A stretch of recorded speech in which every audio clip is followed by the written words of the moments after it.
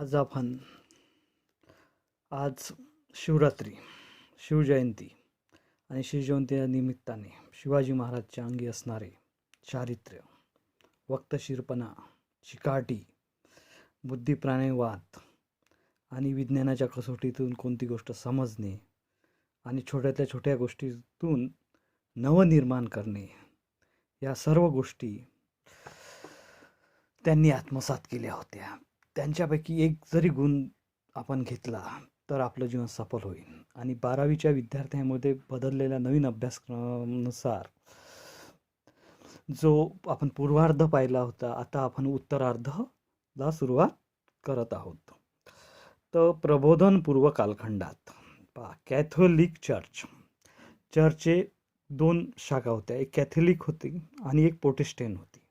Catholic म्हणजे जे धर्माला टिकून आहे, म्हणजे तिथं वंशभेद यायचा आणि काहीच लोकांना ख्रिश्चन धर्माच्या मध्ये संमेलन करून घेतल्या जात होते. आता प्रबोधनपूर्व कालखंड चर्च ही धार्मिकच नव्हती, कारण तर लोकांच्या व्यक्तिगत जीवनाचे नियंत्रण करण्याची संस्था होती. लोकांनी कसे वागावे, कोणते काम करावे, या लोकांचे व्यक्तिमत्व जे असते, ज्याला आपण पर्सनॅलिटी म्हणतो, त्यांचे नियंत्रण करणारी संस्था होती. चर्चच्या धर्मगुरूंनी चर्चच्या नावाने आज्ञापत्रे काढली. आता जे धर्मगुरू आहेत, ज्यांना आपण आपला पोप म्हणत होतो, तर त्यांनी आज्ञापत्रे काढली.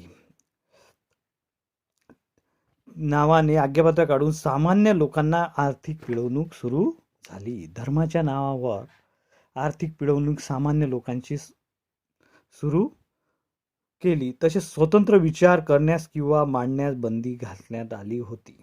त्यांचं जर स्वतंत्र विचार करण्यावर त्यांची बंदी होती. चर्च म्हणेन तेच खरं त्यांना मानावे लागत होती. म्हणजे चर्चची गुलामगिरीमध्ये ते लोक फसलेले होते. बायबल या पवित्र ग्रंथावर चर्चा परंपरेचे तुम्हाला माहीत आहे. जसा हिंदू धर्मात रामायण, महाभारत हे ग्रंथ आहे, बौद्ध धर्मात त्रिपिटिका हे ग्रंथ आहे, किंवा मिलिंद प्रश्न मंजुषा ग्रंथ आहे. तसेच ख्रिश्चन धर्मामधील बायबल हा त्यांचा पवित्र ग्रंथ आहे. ग्रंथावर चर्चा परंपरेचे भाष्य करण्याचे मृत्यूदंडाची शिक्षा दिली जात होती. जो त्यांच्या विरुद्ध जात होता, त्यांच्या विचारांच्या विरुद्ध जात होता, त्यांना एकच शिक्षा ठरली असायची, मृत्यूदंड. या सगळ्यांच्या विरोधात आवाज उठवण्याची व प्रबोधन काळी मानवतावादी, ज्याला ह्युमॅनिटी म्हणतात आपण, आवाज उठवण्याची ताकद फार थोड्या लोकांमध्ये होती. योग्य ती पार्श्वभूमी तयार केली. मग कॅथलिक पंथाने योग्य ती पार्श्वभूमी तयार केली. आधुनिक विज्ञान प्रत्यक्ष अनुभवाच्या निकषावर पहा. विज्ञान कशावर आधारित आहे? विज्ञान पुरावा मागते. प्रत्यक्ष अनुभवाच्या निकषावर आधारलेल्या वैज्ञानिक पद्धतीद्वारे, वैज्ञानिक म्हणजे वैज्ञानिक पद्धती ज्याला आपण मेथड म्हणतो इंग्लिशमध्ये, माणूस सत्याचे आकलन करून घेऊ लागला. कशाचे आकलन घेऊ लागला? सत्याचे. तत्व आधुनिक विज्ञान युगाचा पाया होता. सत्य काय आहे हे समजून घ्यायचा मानव प्रयत्न करू लागला आणि विज्ञान युगाचा पाया रचल्या गेला. आता याच्यामध्ये कोणकोणते विषय होते जर हे आपण पाहिलं तर त्याच्यामध्ये गणित होतं, विज्ञान तसेच विज्ञान होतं, आणि कला व या शिक्षणाच्या काळात महत्त्व प्राप्त झाले होते. विज्ञान, कला, शिक्षण या गोष्टींना महत्त्व प्राप्त झाले होते. आधुनिक युगाच्या प्रारंभी निसर्ग वैज्ञानिक होऊन गेले. निसर्ग वैज्ञानिक होते. लिओनार्दो दा विंची हा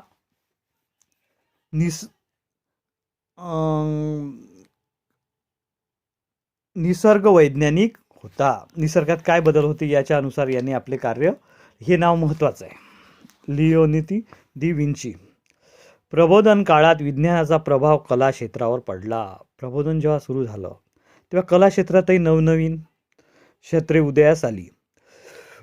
याच कालखंडात किमया जर नावाने ओळखण्यात जाणाऱ्या शास्त्रामधील गूढवाद कोणतं आलं? गूढवाद, म्हणजे आपण ज्याला रहस्य म्हणतो. किती होऊन ते वैज्ञानिक पायावर उभे राहिले, तेही वैज्ञानिक पायावर. त्याचे रूपांतर रसायनशास्त्र, ज्याला केमिस्ट्री म्हणतो आपण, रसायनशास्त्र या वैज्ञानिक शाखेतून झाले. प्रबोधन कालखंडात किमया शास्त्रातील प्रगतीमुळे खनिजांचे, शास्त्रामध्ये जर प्रगती झाली, त्या प्रगतीमुळे जे खनिज पदार्थ आहेत त्यांचे स्रोत आपण जाणून घेऊ लागलो आणि मूलद्रव्य यांच्या अंमलबजावणीमुळे ज्ञानात भर पडली. तैल रंगात रंगवलेले फलक तयार करण्यात येऊ लागले. आता पहिले तसेच फलक होते साधे, आता तैल रंगात तयार करणारे फलक तयार करण्यात येऊ लागले. वैज्ञानिक पद्धतीने केलेल्या निसर्ग निरीक्षणामुळे, वैज्ञानिक पद्धतीमुळे केलेल्या नैसर्गिक निरीक्षणामुळे निसर्गाचे सूक्ष्म चित्रण आपण करू लागलो. त्या कधी कधी कोणकोणत्या घटना घडतात, ऋतू, या सर्वांचं आकलन आपण आता करू लागलो. आणि तसेच वैज्ञानिक पद्धतीमुळे निरीक्षणातून मनुष्याच्या शरीर रचना कशी आहे बा, ते वैशिष्ट्य दर्शवणाऱ्या आकृती आपा. मानवाबद्दल कुतूहल निर्माण झालं ना, त्यामुळे मानवाची शरीर रचना कशी आहे त्याबद्दलही आपण वैशिष्ट्य जाणून घेऊ लागलो. आकृती काढून त्याचं चित्रण करू लागलो. कोणत्या पार्टला कोणतं नाव आहे ते लिहिलं. या संदर्भात लिओनार्दो दा विंची आणि मायकेल अँजेलो, दोन नावं लक्षातच ठेवा, लिओनार्दो विंची आणि मायकेल अँजेलो यांचे काम महत्त्वाचे आहे. 1.3चा घटना आहे विज्ञानाचा विकास. आता युरोपात 17व्या शतकात, पहा तुम्हाला सांगितलं उत्कर्ष काळ होता हा 17वं शतक, 16वं 15 16 17 शतकात निसर्गाचा अभ्यास करणाऱ्या शास्त्रज्ञांनी आधुनिक वैज्ञानिक ज्ञानाचा पाया रचला गेला. शास्त्रज्ञांनी निसर्गाचा अभ्यास रचला गेला. या कालखंडात शास्त्रांनी पूर्वी गोष्टीवर भर दिले.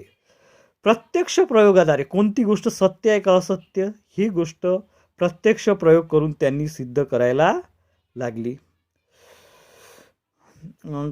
भर दिला. प्रत्यक्ष प्रयोगाद्वारे वैज्ञानिक सिद्धांताच्या स्थलांतरित महत्त्व प्राप्त झाले. हे सिद्ध करणे, नव्याने शोधून काढणे विषय सूत्र, मग त्याने नव्याने जे विषय शोधून काढले त्याची रचना स्टेप बाय स्टेप म्हणजे सूत्रबद्ध रीतीने करण्याची सुरुवात करण्यात आली. नवी वैज्ञानिक परिभाषा काढायला लागल्या, जे आपण कन्सेप्ट म्हणतो. आणि या प्रयत्नातून आधुनिक विज्ञान प्रगत होत गेले. या दिवसेंदिवस आधुनिक विज्ञान प्रगत होत गेले. वैज्ञानिक संस्था, वैज्ञानिकचा जसा विकास झाला तशा नवीन संस्था आल्या.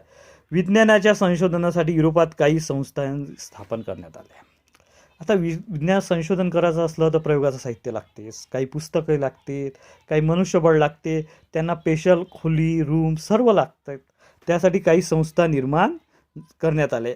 इंग्लंड व फ्रान्समध्ये शास्त्रज्ञाचे लेख, इंग्लंड आणि फ्रान्समध्ये शास्त्रज्ञाचे लेख प्रकाशित करणारी नियतकालिके, तिथे जे नियतकालिके निघत होती प्रकाशित, चालवणे, नियतकालिक चालवणे, पत्रव्यवहार, शंका समाधान, कुणाचं बरोबर आहे कुणाचं चुकलं, तर शंका समाधान, वैज्ञानिक देवाणघेवाण यासाठी या संस्था काम करत होत्या. वैज्ञानिक देवाणघेवाण, तुम्हाला काही शोध लागला तर ते आम्हाला सांगा, आम्हाला काही शोध लागला तर आम्ही तुम्हाला सांगू, अशा पद्धतीच्या संस्था स्थापन करण्यात आल्या. काम रोममध्ये आल्या करत. त्यासाठी रोममध्ये Academy of the lives eyes म्हणजे लिक्सिएट अकॅडमी आणि फ्लोरिडामधील अकॅडमी फॉर एक्सपेरिमेंट आणि लंडनमधील Royal Society for Improving Natural Knowledge आणि फ्रान्समधील फ्रेंच अकॅडमी आणि सायन्सेस इत्यादी संस्था महत्त्वाच्या होता. या संस्था लक्षात ठेवाव्या इत्यादी. आणि एक वहीत बुक जर आपण प्रॅक्टिस केली, वहीत लिहून या संस्था स्पेशल लिहून, तर पुन्हा एकदा सांगतो त्या संस्था कोणत्या होत्या. तर पहिली संस्था होती Academy of the lives eyes म्हणजे लिफ्सियन अकॅडमी. रोममधील होती. पहिलं शहर कोणतं होतं? रोम. फ्लोरिडामधील Academy for Experiment Academy for हे कुठं होतं? फ्लोरिडामध्ये.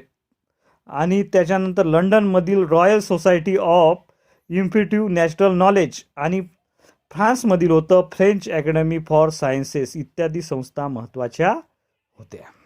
विविध क्षेत्रातील वैज्ञानिक क्षेत्र. होकायंत्र पहा, शोधामुळे माणसाला आपले चांगले जीवन जगण्यासाठी मदत होते. तो उत्तम जीवन जगू लागतो. तसं होकायंत्राचा शोध लागल्यामुळे दिशा संदर्भात पृथ्वीवर तर ठीक आहे, पण जेव्हा आपण जहाजात जातो तर त्या जहाजामध्ये ते प्रत्यक्ष कसं कार्य करते की तेव्हा दिशा समजत नाही. त्यावेळेस होकायंत्राचा आपल्याला फायदा होतो दिशा दर्शवण्यासाठी. दुर्बीनमुळे आपण दूरवरचं पाहू शकतो आणि तिथं जर तसं जाणं शक्य नसेल तर तिथं खरंच जाण्यायोग्य जागा आहे किंवा नाही, किंवा कोणत्या प्राण्यावर लक्ष ठेवत असेल तर दूरवर आपण लक्ष ठेवू शकतो. आणि तापमापक केंद्र, ज्यानं आपण ताप मोजू शकतो, म्हणजे आपल्या प्रकृतीची काळजी घे. भारमापक यंत्र याचाही उपयोग आपल्या दैनंदिन जीवनात होतो. या शोध याच काळात लागला. लक्षात ठेवायचं, या शोध जो लागला ना तर तो याच काळात लागला. सूक्ष्मदर्शक तंत्राद्वारे आपण सूक्ष्म प्राणी आपल्या लायब्ररीमध्ये आपण कोणत्याही अमिबासारखा छोटा प्राणी मोठा करून पाहू शकतो. सूक्ष्म जंतूचा अभ्यास करणे सोपे जाते. त्यामुळे आपल्याला सूक्ष्म जे जंतू असते त्याचा अभ्यास करणे सोपे जाते. रॉबर्ट बॉईल याने घनफळ, तुम्ही तर गणितात पहा एका विषयात सर्वच विषय येतात. रॉबर्ट बॉईल याने वायूचे घनफळ व त्यांच्यावरील दाबाचा परिणाम हे शोधून काढलं. दाबाचा व्यस्त प्रमाणात असते. घनफळ त्यावरील दाबाच्या कशा प्रमाणात असते? व्यस्त प्रमाणात असते, म्हणजे विरुद्ध प्रमाणात असते. हे शोधून काढले. हायड्रोजन, नायट्रोजन, ऑक्सिजन या वायू संदर्भात संशोधन सुरू केले. हायड्रोजन, नायट्रोजन, ऑक्सिजन या वायू संदर्भात संशोधन सुरू केले. कोणता? हायड्रोजन, नायट्रोजन आणि ऑक्सिजन, जो आपल्याला प्राणाला उपयोगी पडते. हायड्रोजन खूप जास्त प्रमाणात आहे, नायट्रोजनही उपयोगीच आहे, पण ऑक्सिजन आपल्याला सर्वात जास्त उपयोगी आहे. भौतिकशास्त्रात उष्णता पहा. भौतिकशास्त्रात काय, जे फिजिक्स म्हणतो आपण त्याला, उष्णता, ध्वनी यांच्या अभ्यासाला प्राधान्य मिळाले. उष्णता, ध्वनी यांच्या अभ्यासाला प्राधान्य मिळाला किंवा अग्रक्रम मिळाला. आणि प्राणीशास्त्राची प्राण्यांची वर्गवारी केली, म्हणजे क्लासिफिकेशन्स ज्याला म्हणतो आपण, ती वर्गवारी करण्यास सुरुवात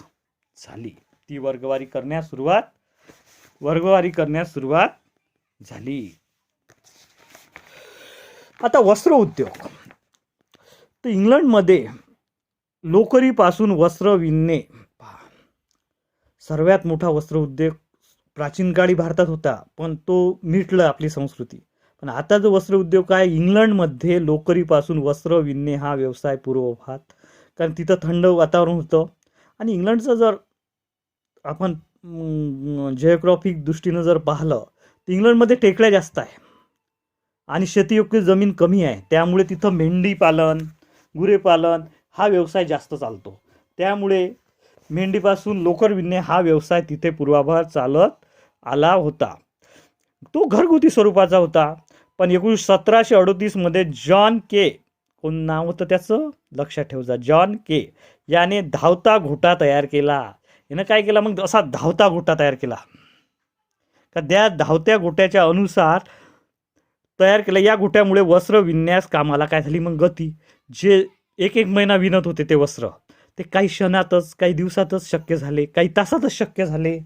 त्याच्यामुळे या घोट्यामध्ये काम विणण्याची गती वाढली. याच्यामुळे काय झाली? काम विणण्याची गती वाढली.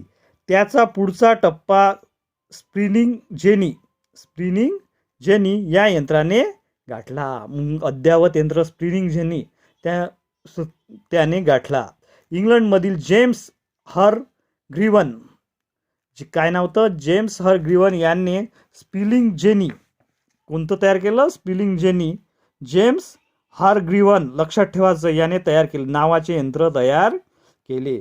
हा यंत्रावर एकाच वेळी सुताची 8 रिळे लावत होता. 8 वस्त्र तयार करत होता तो एकाच वेळेस.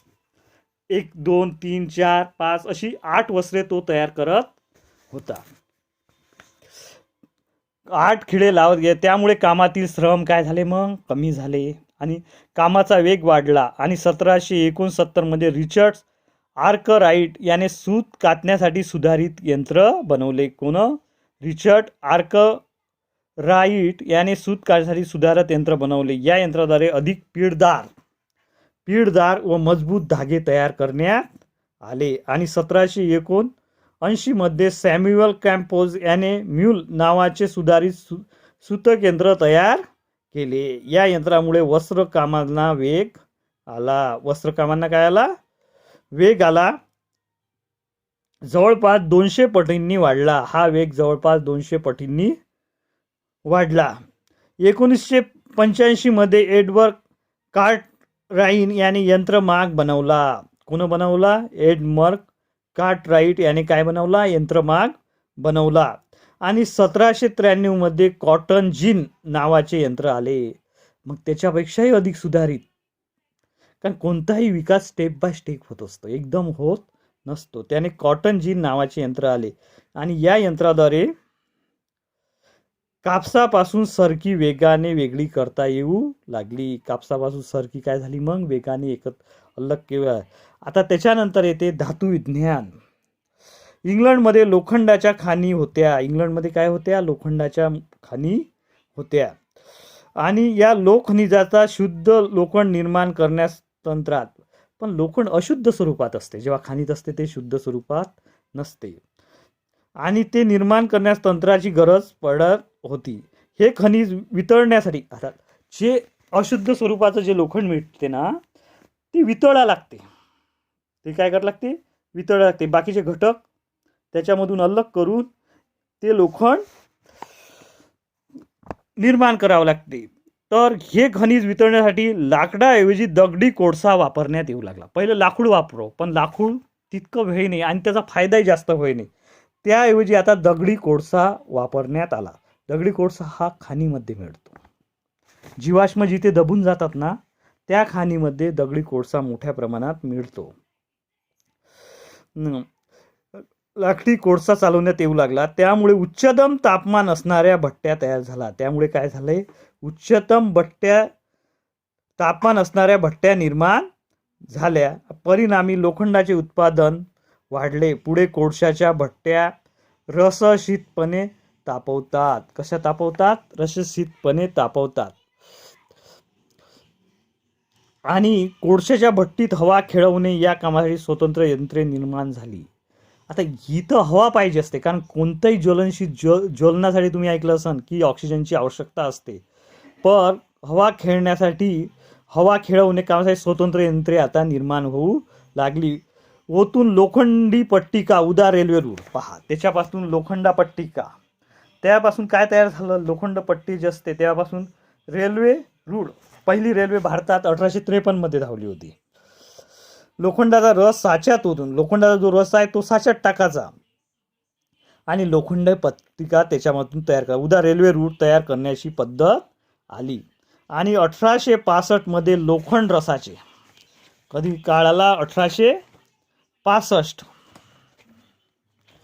लोखंड रसाचे रूपांतर पोलादात करण्याच्या प्रक्रियेचा शोध लागला. मग पोलाद तयार करण्यासाठी, पोलाद म्हणजे शुद्ध लोखंड, तर या प्रक्रिया शोध लागला आणि धातू उद्योग बहारत लागला. हा कुठं सुरू झाला? पहिले इंग्लंडमध्ये. आता यंत्रांचा उपयोग. एका क्षेत्रात एका यंत्राचा शोध लागला की ते यंत्र दुसऱ्या क्षेत्रात कसे वापरता येईल पहा. गरज ही शोधाची जननी आहे, तुम्ही लक्षात ठेवा. आणि एका यंत्राचा शोध लागला की मानव तेच यंत्र दुसऱ्या क्षेत्रात वापरता येईल याचा विचार करायला लागला.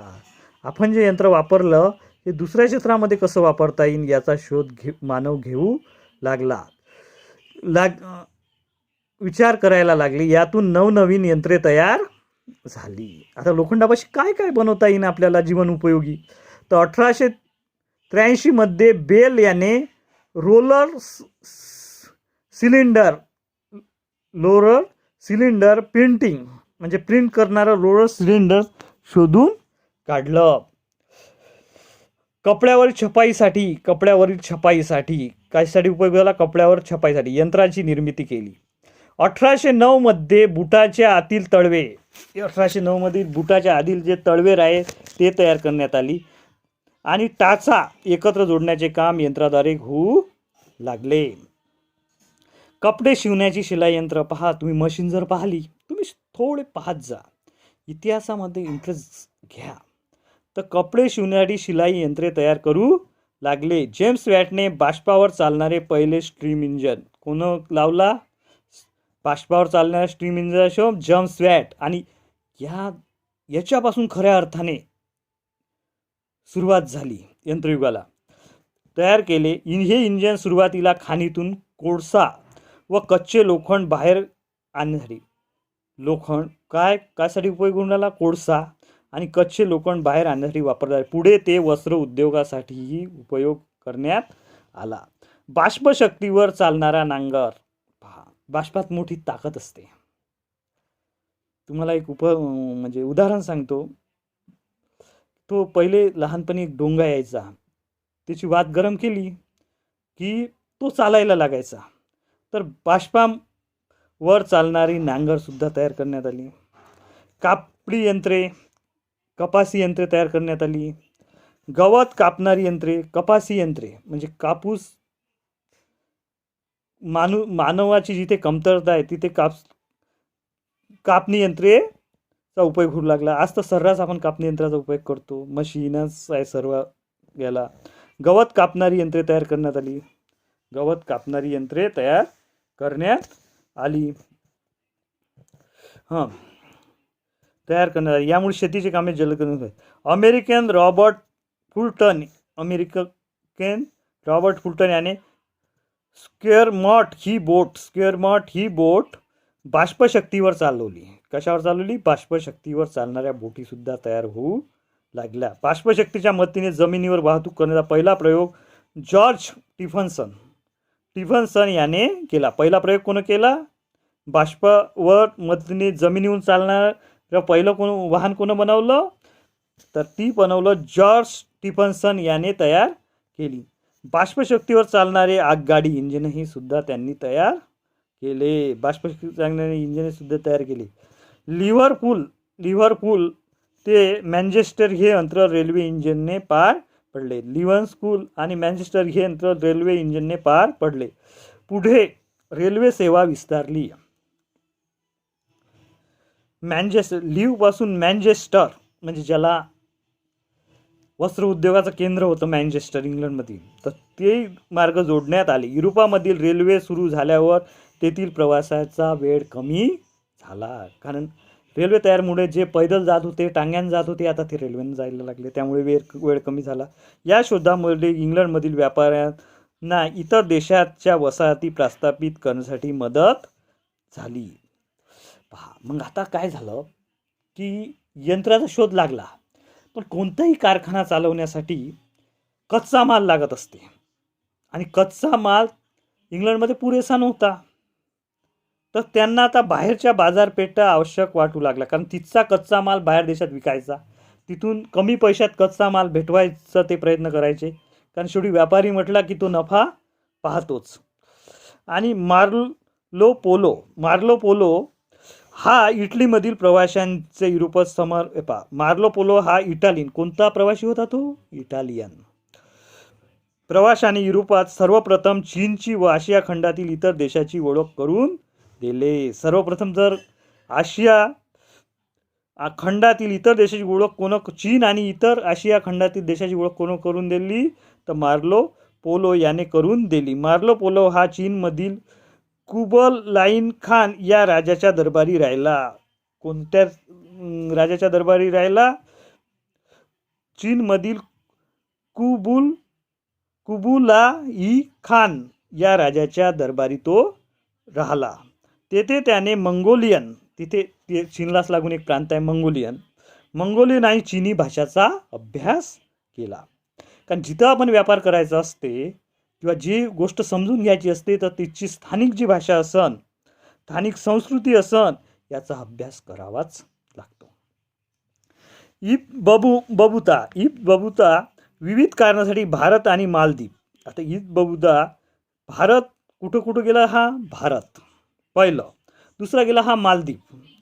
सुमात्रा जे बेटा आहेत इंडोनेशियाच्या आसपास लागून सुमात्रा, जावा.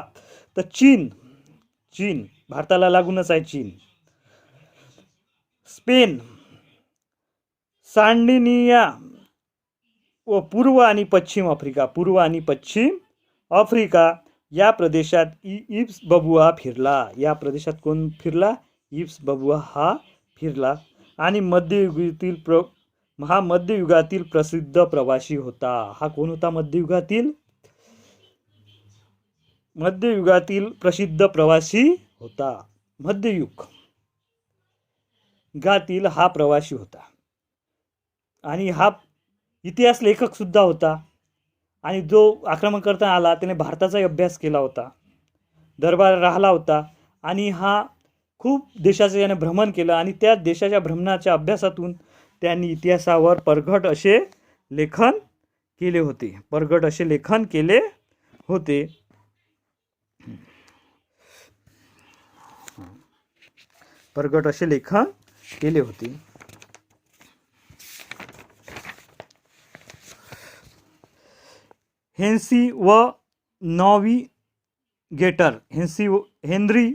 Henry the नॅव्हिगेटर.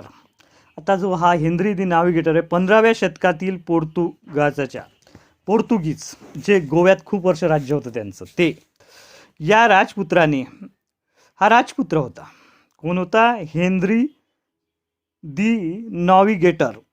ह्या राजपुत्राने युरोपातील अज्ञात म्हणजे ज्ञात नसलेल्या शोधण्यासाठी प्रोत्साहन दिले. हा प्रदेश शोधण्यासाठी काय दिले? त्यांनी प्रोत्साहन दिले. शोधून काढा असे प्रदेश जे अज्ञात आहे. यातूनच आफ्रिकेत जवळ मॅन्डेरा व ॲझोरेस या 2 द्वीपकल्प होता. मॅडेरा पहिला द्वीपकल्प कोणता शोधला नाही? मॅडेरा. आणि दुसरा ॲझोरेस. हा नाव कठीण असतात ते, म्हणून तुम्हाला सांगतो, तसं पाठ करा तुम्ही. ॲझोरेस या 2 द्वीपकल्पाचा शोध लावला. हे दोन्ही द्वीपकल्प पोर्तुगीजाच्या अंतर्गत असलेले स्वायत्त प्रदेश आहे. हे दोन्ही जे प्रदेश होते ते पोर्तुगीजाच्या अंतर्गत म्हणजे आतमध्येच आहे, पण ते स्वायत्त होते. स्वायत्त म्हणजे त्यांचा सर्व अधिकार त्यांनाच होता. स्वायत्त प्रदेश होते. पोर्तुगीजांनी आफ्रिकेमधील लोक या युरोपात आणले. पोर्तुगीजांनी काय केलं की आफ्रिकेतले जे लोक होते ते लोक युरोपात सर्वप्रथम जर कोण आणलं असेल तर पोर्तुगीजांनी आणले आणि त्यांना गुलाम बनवले. पण ते चांगल्या कामासाठी नाही आणले, कारण तिथे लोकसंख्या कमी होती युरोपामध्ये, पण त्यांना काम करण्यासाठी व्यक्ती पाहिजे होते. म्हणून त्यांनी सर्वप्रथम युरोपातील लोक तिथे आणून बसवले आणि त्यांना गुलाम म्हणून बनवले. कारण आपण प्लेटोच्या काळात जर पाहिलं तर गुलामगिरी पद्धती अस्तित्वात होती. आफ्रिकेत मिळालेले सोने त्यांनी मायदेशी आणले. आफ्रिकेत सर्वात जास्त सोनं कुठं असेल तर आफ्रिकेत आहे, पण ते लोक अज्ञान होते त्या सोन्याबद्दल, ते त्यांनी मायदेशी आणलं. आता दुसरं नाव आहे बॉर्थोलोस डायस. हा पोर्तुगीज राजा. डायस हा खलाशी होता. खलाशी म्हणजे जो समुद्रात प्रवास करतो तो. पोर्तुगीज राजा दुसरा जॉन, काय नाव होतं त्याचं? जॉन यांच्या आज्ञेनुसार डायस मोहिमेवर निघाला. कुठं निघाला तो? मोहिमेवर. मोहीम म्हणजे लोक घ्यायचे आणि काहीतरी शोध घ्यायसाठी मोहीम काढायची. जसे शिवाजी महाराज मोहीम काढत होते ना, त्याच पद्धतीनं हा सुद्धा मोहीमवर निघाला. आफ्रिकेतील दक्षिण टोक शोधायला निघाला. तो आफ्रिकेतील केप ऑफ गुडच्या तिकडलं दक्षिण टोक शोधायला निघाले. सातत्याने या भागात त्याने प्रथम केप ऑफ टॉर्मस म्हणजे वादळाचे भुशीर असे नाव दिले. याला नाव काय दिले? वादळाचे भुशीर, केप ऑफ टॉर्मस. असे नाव दिले. पुढे ते बदलून केप ऑफ गुड होप दिले, आशेचे किरण. केप ऑफ गुड होप म्हणजे आशेचे भूशीर. काय होते? आशेचे भूशीर असे करण्यात आले. आफ्रिका खंडाला वळणा घालणारा तो, आफ्रिका खंडाला वळसा म्हणजे असा फिरून येणारा, म्हणजे चक्कर मारणारा आपण म्हणतो, वळसा घालणारा पहिला दर्यावादी होता. कोण होता तो? पहिला दर्यावादी होता. ख्रिस्तोफर कोलंबस. आता दुसरा कोणता आहे? ख्रिस्तोफर कोलंबस. 1453. कोणतं साल होतं? 1453. हे पहा, साल खरंच पाठ असेल तर टाका, अन्यथा टाकू नका, तुमचे मार्क कटन त्याच्यात, कारण चुकीचं लिहू नका. मध्ये तुर्कांनी इस्तुंबुल म्हणजे कॉन्स्टँटिनोपॉल इस्तुंबुल जिंकल्यामुळे, कोण जिंकलं? इस्तुंबुल तुर्कांनी जिंकल्यामुळे काय झालं? तुर्कांनी इस्तुंबुल जिंकल्यामुळे युरोपियन लोकांना आशियात येण्याचा मार्गच बंद झाला. कोण जिंकलं? ते तुर्कांनी जिंकलं. त्यामुळे युरोप लोकांना आशियात येण्याचा नवीन मार्ग शोधणे आता भाग पडले. मी तर तुम्हाला म्हणतो होतो, गरज पडली का शोध घ्यावाच लागतो. स्पेनचा राजा फर्दिनांद. स्पेनचा राजा कोण होता? स्पेनचा राजा फर्दिनांद आणि राणी इसाबेल. राणीचं नाव काय होतं? इसाबेल. यांच्या पाठिंब्याने कोलंबस भारतात शोधत निघाला. यांच्या पाठिंब्याने कोलंबस काय गेला? मग भारतात शोधत निघाला. भारताच्या शोधात निघाला. भारतापासून एखादा मार्ग मिळेल का या शोधात तो निघाला. पृथ्वी गोल असल्याची पश्चिम दिशेने प्रवास केला. पृथ्वी कशी? गोल आहे, आणि हे आपला देश जो येते पूर्व आणि पश्चिम गोलार्धातच येते, तर त्यामुळे तो पश्चिम दिशेने प्रवास केल्यास भारतात सापडेल. पश्चिम दिशेने प्रवास केल्यास भारत सापडेल अशी त्यांची खात्री होती. अशी काय होती त्याची खात्री? परंतु प्रत्यक्षात तो अमेरिकेत खंडित झाला. पहा, एक शोध घेताना काय होते? त्याला शोधायचं होतं भारत, पण प्रत्यक्षात तो अमेरिका खंडात पोहोचला, जिथली रेड इंडियन लोक राहतात. कारण अमेरिका कशी तयार झाली आहे की सर्व लोक तिथं बाहेरचे आहे, तिथचे जे मूळ रहिवासी आहे ते फार थोड्या प्रांतात राहतात, आणि तिथे रेड इंडियन नावाचे आदिवासी राहत होते. तर अमेरिका या खंडावर जवळ पोचला. तो कुठं पोचला? भारतात नाही येता अमेरिकेत खंडात पोचला. अमेरिगो व्हेनुस्पी हा इटली येथील अमेरिगो याने स्पेनच्या वतीने पहिली शोध मोहीम घेतली. कोणती घेतली? स्पेनच्या वतीने. अमेरिगो व्हेनुस्पी याने स्पेनच्या वतीने पहिली शोध मोहीम सुरू केली. 1497 मध्ये काढली. 1497 मध्ये काढली. त्याला असे समजले जाते. त्याने तिसऱ्या मोहिमेत जो प्रदेश शोधला. कोणत्या मोहिमेत शोधला? पहिल्या नाही, अनसक्सेस झाला. पहिल्या, दुसऱ्या अनसक्सेस झाला, तिसऱ्या मोहिमेत शोधला. आणि त्याने व्हेनेझुएला असे नाव दिले. त्याने काय नाव दिले? व्हेनेझुएला असे नाव दिले. त्याने ॲमेझॉन, पहा, जी जगात 2 नंबरची सर्वात मोठी नदी आहे, ॲमेझॉन नदीच्या मुखाचा प्रदेश शोधला. म्हणजे जिथून नदी सुरुवात होते तो प्रदेश त्याने शोधला.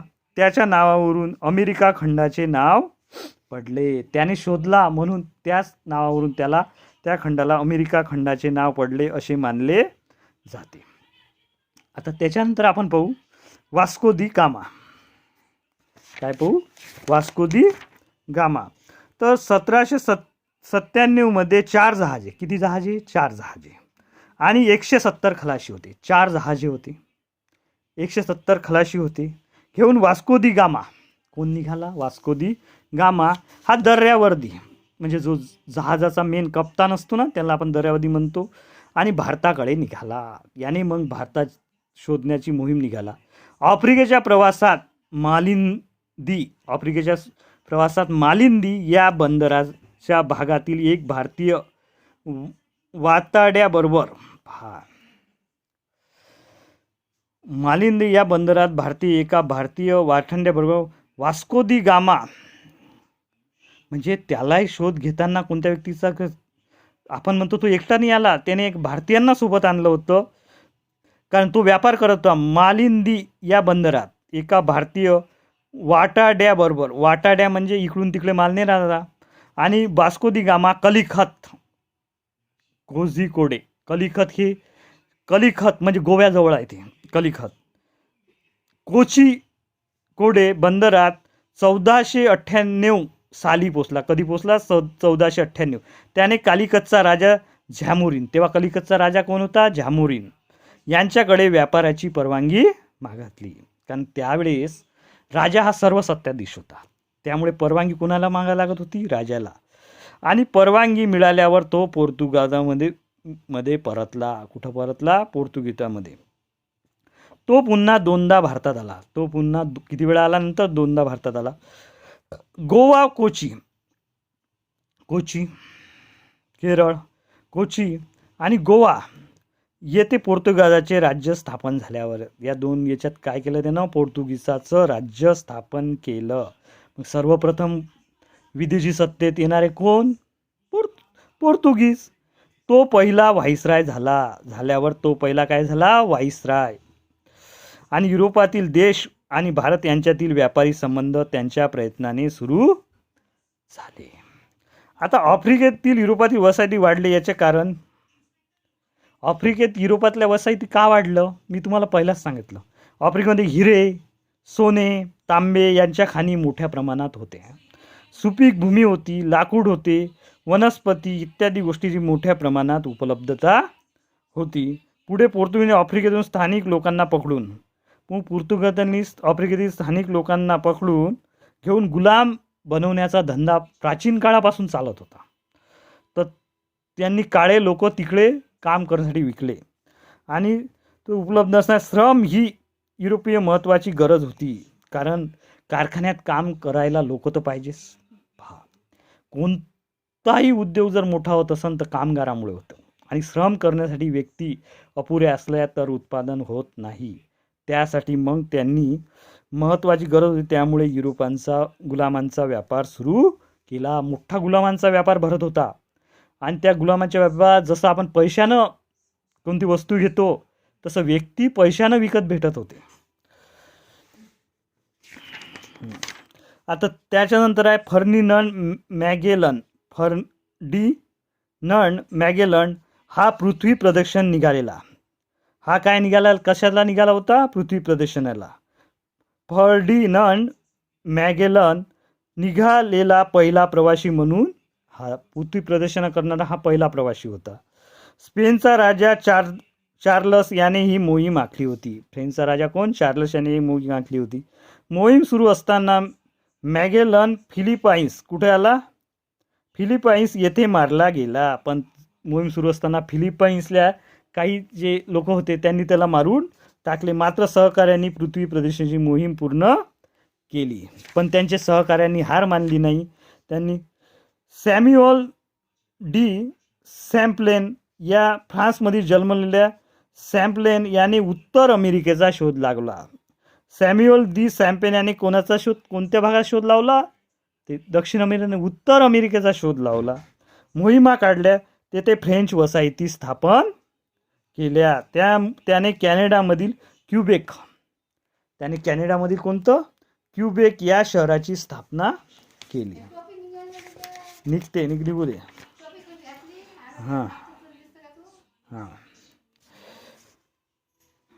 ओबन जानसवा टास्मन. ओबल परीक्षेच्या दृष्टीनं लवकर घेण्याचा प्रयत्न आहे. तर यांचा जन्म काय नाव आहे याचं? ओबल जानसवा टास्मन यांचा जन्म हॉलंडमध्ये झाला. कुठं झाला याचा जन्म? हॉलंड.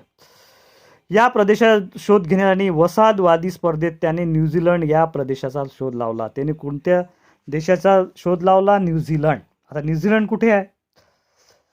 आपल्या दक्षिण महासागरात म्हणजे हिंद महासागरात ऑस्ट्रेलिया आहे लागून. आणि ऑस्ट्रेलियाच्याच बाजूने काही अंतरावर न्यूझीलंड हा प्रदेश आहे. हा सुरुवातीला आदिवासी प्रदेश होता. नंतर तिथे युरोपियन लोक राहायला गेले. 1644 मध्ये त्यांनी न्यूगिनी बेटावर किनाऱ्याचे सर्वेक्षण करून सर्वेक्षण केले करून ईशान्य ऑस्ट्रेलियातील क्वीन्सलँडमधील कारपेंटिंगच्या प्रदेशाचा शोध लावला. क्वीन्सलँडमधील कारपेंटिंगचा शोध लावला. ऑस्ट्रेलियातील, पहा मी तुम्हाला पहिले सांगितलं होतं की ऑस्ट्रेलिया जवळ आहे. क्वीन्सलँडमधील कारपेंटारिया या प्रदेशाचा सुद्धा त्याने शोध लावला. त्याच्यानंतर आहे कॅप्टन जेम्स कुक. न्यूझीलंड आणि ऑस्ट्रेलिया या प्रदेशावर न्यूझीलंड आणि ऑस्ट्रेलिया या प्रदेशावर इंग्लंडच्या शाही नौदल म्हणजे जे राजा राणीचं नौदल होतं, जेम्स कुक याने इंग्लंडचा झेंडा फडकवला, म्हणजे इंग्लंडचा प्रदेश जिंकून घेतला. आजही ऑस्ट्रेलियावर असं मानलं जाते, काही म्हणजे आज जरी लोकशाही आली तरी इंग्लंडच्या राणीचा जो शब्द आहे तो ऑस्ट्रेलियात मानला जाते, कारण इंग्लंडची राणी ऑस्ट्रेलिया आणि इंग्लंड या दोन्ही देशाची राणी असते असं मानल्या जाते किंवा अशी प्रथा आहे. त्याने पॅसिफिक महासागरातून कोणता प्रशांत महासागर, जगातील सर्वात मोठा महासागर, पाहणी केली आणि अचूक नकाशे तयार केले. त्यांनी पाहणी केली, अचूक नकाशे तयार केले. कोण केले? James cook. 3 वर्षात कॅप्टन कुक याने 60,000 सागरी मैल प्रवास केला. किती मैल प्रवास केला? 60,000 मैल प्रवास कोण केला? Captain Cook. Louis Antoine de Bougainville हा फ्रेंच दर्यावादी होता. कोण होता? फ्रेंच दर्यावादी. तो पॅसिफिक महासागरात पार करून, कोणता दर्यावादी? लुई अँथोनी द बोगनविले हा फ्रेंच दर्यावादी होता आणि तो पॅसिफिक महासागरात, कोणत्या महासागरात? पॅसिफिक पार करून येथे पोचला. ताहिती येथे पोचला. या प्रवासी वर्णन करताना व्हॉयजेस अराउंड दी वर्ल्ड हे पुस्तक त्याने लिहिलं आणि या पुस्तकावर अराउंड दी वर्ल्ड म्हणून पिक्चर सुद्धा निघालाय. तुम्ही पाहून घे जा, कारण यानंच आपण ज्ञान वाढतो. पुस्तकी ज्ञान घरून नाही, पण त्याविषयीची समकालीन पुस्तक, पिक्चर्स यामध्ये जे ज्ञान असते ते सुद्धा तुम्ही पाहून घ्या. 19व्या शतकात फ्रेंच मिशनरी ताहिनी, कोणची? फ्रेंच मिशनरी ताहिनी येथे पोचले. फ्रेंच मिशनरी ताहिनी आणि या भागात फ्रेंच वसाहत स्थापन झाली. पॅसिफिक महासागरात एका बेटाला फुगवलेल्या बोगरवेल यांचे नाव दिले आहे. बोगरवेल यांचे नाव तिथे दिलेले आहे. आपण जर प्रवासात गेला कधी काळी तर पाहून घे जा. Mango park, Scotland. Mango park कुठं? स्कॉटलंडमधील रहिवासी होता. कुठं होता? स्कॉटलंडमधील. कोणता? Mango park. आणि पश्चिम आफ्रिकेचा शोध लावला. पार्क यांच्या पश्चिम आफ्रिकेचा शोध त्याने लावला आणि 1795 मध्ये मँगो पार्क याने नायझर या नदीच्या प्रवाहाचा मागोवा घेतला. कोणता? नायझर या नदीच्या प्रवासाचा मागोवा घेतला. अभिरुची, तुम्हाला माहीत आहे की अभिरुची कोण आहे? गझनीचा सुलतान, अल्बेरुची. गझनी हे जे शहर होतं अफगाणिस्तानमध्ये होतं आणि याचा एक सुलतान होता, गझनीचा सुलतान होता. मोहम्मद बरोबर भारतात आलता. तो सुलतान 2 भाऊ होते, एक खिलजी आणि मोहम्मद. याच्याबरोबर तो भारतात आला. त्याने पृथ्वीचा व्यास मोजण्याचा प्रयत्न केला. त्याने काय केला? पृथ्वीचा व्यास मोजण्याचा प्रयत्न केला. हे अफगाणिस्तानहून येत होते. जेवढे काही आक्रमण झाले भारतात ते अफगाणिस्तानमधून व्हायचे आणि ते इराण, इराक या दिशेतून व्हायचे. असे नाही व्हायचे काश्मीर मार्गे, इकडून मार्ग न व्हायचे. आणि या अक्षांश रेखांश ठरवण्यास त्याची पद्धत बिनचूक होती. आणि अक्षांश रेखांश जर कोण पहिल्या वेळेस शोधून काढले तर ते अभिरुचीनं शोधून काढले. आणि या संदर्भात विचार करता हे काम अत्यंत कठीण. त्या काळात साधने कमी, त्या काळात हे काम करत होतं. त्याने या पृथ्वीचा गोल नकाशा तयार केला. त्याने काय केलं मग? पृथ्वीचा गोल नकाशा तयार केला आणि औद्योगिक क्रांती सुद्धा सुरू केली. आणि हस्तउद्योग अनेक उत्पादनाकडे अनेक उत्पादन होते, हस्तउद्योग. झालेले संक्रमण 18व्या आणि 19व्या शतकात. औद्योगिक क्रांतीमुळे कच्च्या मालाची गरज भासू लागली आणि यामुळे 18व्या आणि 19व्या शतकात बाष्पशक्ती, जलशक्ती, बाष्पशक्ती कारण बाष्प जलापासूनच मिळते, यांचा उपयोग करून उत्पादन प्रक्रियेत यंत्राचा उपयोग करण्यात युरोपात सुरुवात झाली. औद्योगिक क्रांती घडून येण्यासाठी भांडवलशाहीचा विकास होणे गरज होती. दोन शाही आहे, एक भांडवलशाही आणि एक समाजवादीशाही. त्याच्यापैकी एक भांडवलशाहीचा विचार करू तर आवश्यक होती आणि अर्थव्यवस्था उद्योगाची मालकी किंवा उद्योगधंद्याची गुंतवणूक करण्यास पहा. कोणताही उद्योग करायचा असेल तर अर्थव्यवस्थेत मालकी किंवा उद्योगाची गुंतवणूक करण्यासाठी भांडवल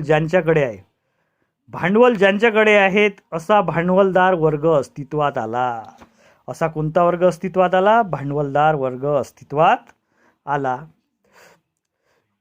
आणि या किमतीत तयार करणे, अशा वस्तूची किंमत कमी ठेवण्यास श्रमाचा मोबदला कमी देई. पण काय झालं? याच्यामधूनच कुठंतरी समाजवादाची बीजे रोवल्या गेली होती. औद्योगिक क्रांती झाली, मालक सुखी झाले, पण त्या कंपनीत काम करणारा जो कामगार होता हा गरीबच राहिला. त्याला जास्त काम करावे लागत होते. कंपनीदार जास्त नफा कमवत होता, त्या मानाने यांना मिळणारे वेतन हे अपुरे होते.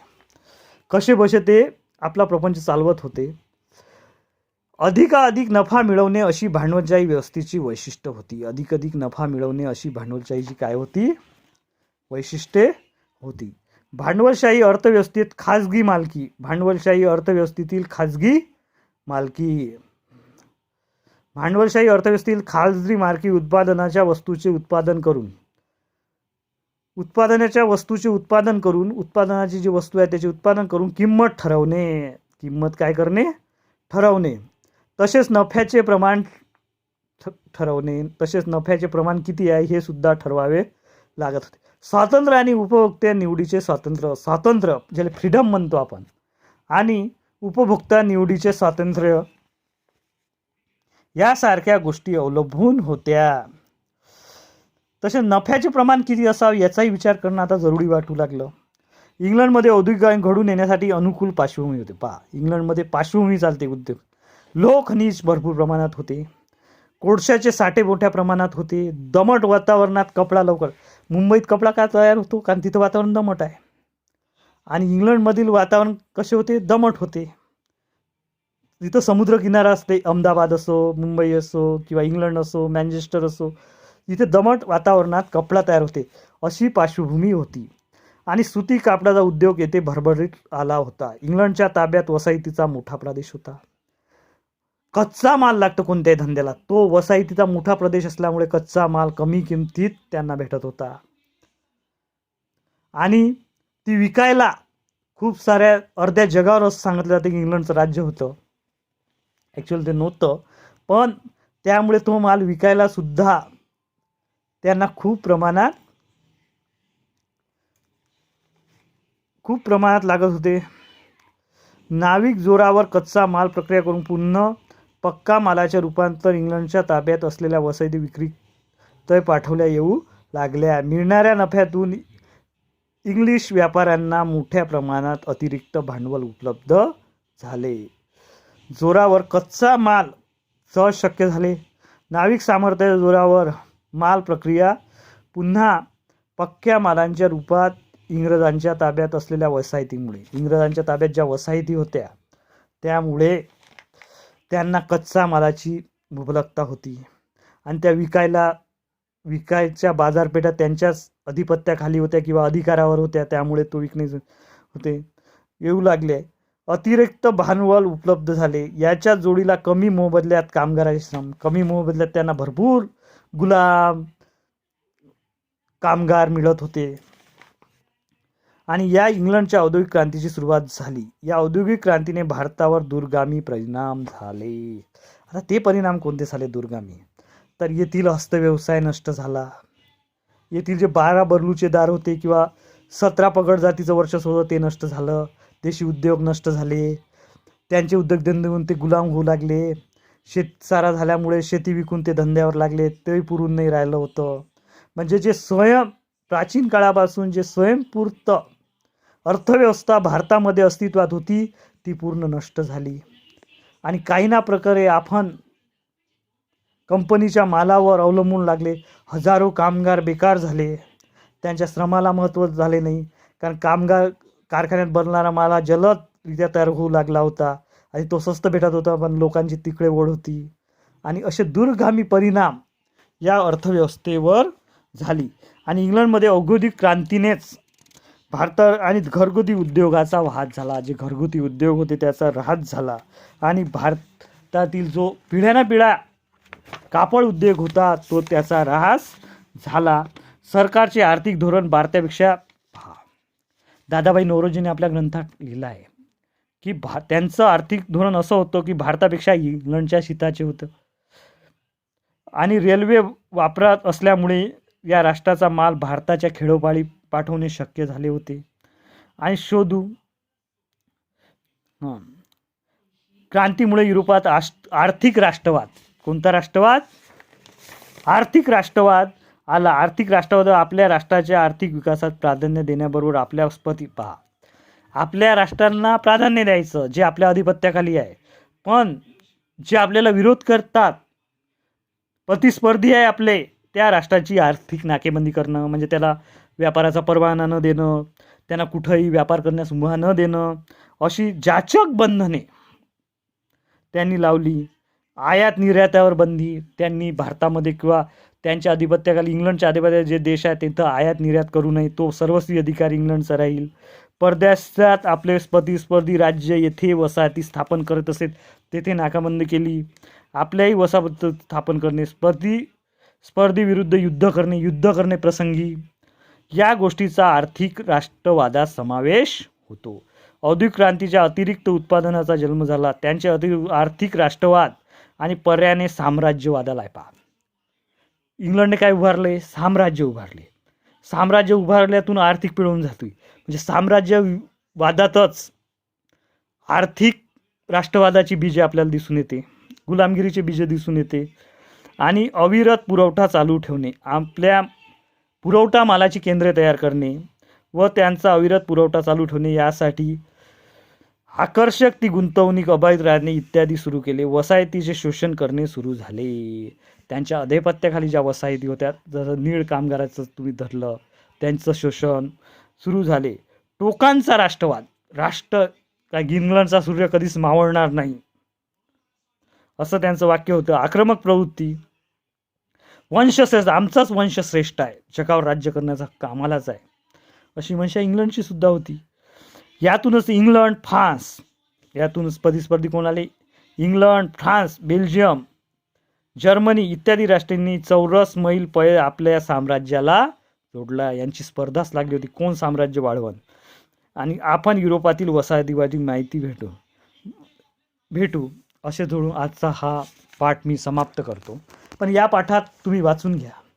या पाठात जर तुम्हाला पुढं जायचं असेल इतिहासामध्ये तर एक पेन आणि कागद, आणि आता परीक्षेचा कमी वेळ आहे त्यामुळे तुम्ही वाचताना काय करा की रंगबिरंगी पेन आला, 5 रंगबिरंगी पेन, आणि त्यामधून ते मुद्दे लिहून घ्या, महत्त्वाचे नावं. कारण इतिहासामध्ये नावं लिहिणं थोडं कठीण जाते तुमच्या वयानुसार. आणि पुस्तकावर जास्त लक्ष द्या. उपयोजित इतिहास लेखन आहे. उपयोजित म्हणजे तुम्हाला याच्यापासून काय उपयोग घेते, तुम्हाला कोणकोणती माहिती मिळेल. तर हा धडा जो दिला, तर नवीन अभ्यासक्रम पोर्शन्स जर बदललं, आणि मी नवीन व्हिडिओ टाकतोच या शिवजयंतीच्या पार्श्वभूमीवर. आता छोटेखाले प्रयत्न आहे की ग्रामीण भागातील विद्यार्थी पुढे यावा, आणि ग्रामीण भागातील विद्यार्थी पुढे येऊन माझं असं कार्य आहे की एक साधन भेटलं आहे यूट्यूबचं, आणि जास्तीत जास्त लोकांनी माझ्या चॅनलला सबस्क्राईब करावं, जेणेकरून मला जास्तीत जास्त व्हिडिओ पाठवण्याचं प्रेरणा मिळेल. आणि एवढे सांगून याचा जो मतिदार्थ आहे असा आहे की आज शिवजयंती, आणि शिवजयंतीच्या पार्श्वभूमीवर भाषणं तर देतात, पण त्याच्यामधून विद्यार्थ्यांना मदत व्हावं. आजूबाजूंचा जो युरोपाचा इतिहास दिला आहे, राष्ट्राचा समजून घ्या, त्याच्यानंतर बाहेर देशाचा समजून घ्या, आणि त्यामधून आपली प्रगती कशी साधता येईल, कारण माणूस हा सतर्क असला पाहिजे. इतिहास हा कालपणापासून काळानुसार बदलत राहणाऱ्या गोष्टी आहे आणि इतिहास वाचकांना आणि इतिहास करताना परीक्षेच्या दृष्टीने जे महत्त्वाचे आहेत ते मी सांगण्याचा प्रयत्न केला. काही चुकले असेल तर माफ करा. आणि या व्हिडिओमधील माझे गुरु श्री संत शंकर महाराज आणि छत्रपती शिवाजी महाराज आणि तमाम ज्यांनी मला प्रेरणा दिली आयुष्यात आणि ज्यांनी खऱ्या अर्थाने शिक्षणास मदत दिली. माझे शिक्षण MA इतिहास, हिस्ट्री आणि पॉलिटिकल आणि सेटसुद्धा मी पास आहे. तर मी सदा ग्रामीण भागातला तुमचा एक सेवक समजा की मला असं वाटते का तुमच्यापर्यंत हे ज्ञान आपल्याला पोचून येईल. तुम्ही हे ज्ञान घ्यावं आणि जास्तीत जास्त करून आता अभ्यासाला लागावं एवढी विनंती करून माझे 2 शब्द संपवतो. जय हिंद, जय महाराष्ट्र.